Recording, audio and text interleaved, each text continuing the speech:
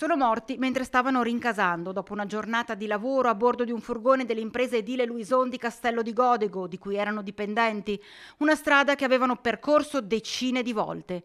Martedì sera è stata l'ultima per Bayram Bayramowski, 52enne residente a San Zenone degli Ezzelini, e Fuat Etemovski, 64 anni, che viveva a Pieve del Grappa.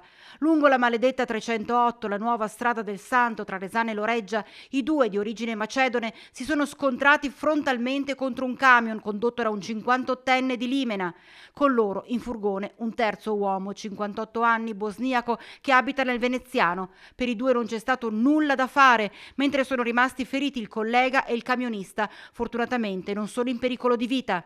Da una prima ricostruzione il conducente del van avrebbe perso il controllo del mezzo, forse a causa di un malore, sbandando più volte prima di invadere l'opposta corsia di marcia e collidere violentemente contro il mezzo pesante.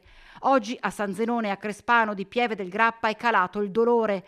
Bayramowski era molto conosciuto da tutti in paese. Il figlio, fuori dai microfoni e telecamere, parla di un papà buono e gran lavoratore. Gli amici del bar lo ricordano con grande affetto. Mi dispiace che è un uomo bravissimo, guarda, veramente, sai, siamo stati a Natale, siamo fatti scherzare, ridere con amici.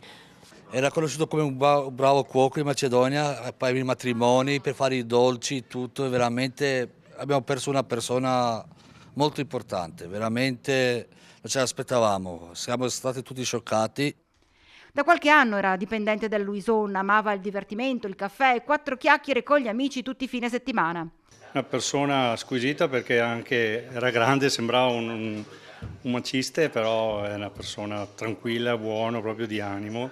È una perdita molto grande per il gruppo dei macedoni che ci sono a San Zenone. Si stringono in un triste silenzio invece gli amici e i parenti di Fuat Etemovski, che si sono riuniti nella casa che il 64enne condivideva con la moglie a Crespano. Sono distrutti. Etemovski lavorava solo da qualche mese per la Luison di Castello di Godego. Un destino fatale. Non appena le indagini del terribile incidente stradale saranno concluse e l'autorità giudiziaria rilascerà il nulla osta, i corpi di Bayramowski e di Etemovski saranno portati a casa nella loro Macedonia per la sepoltura.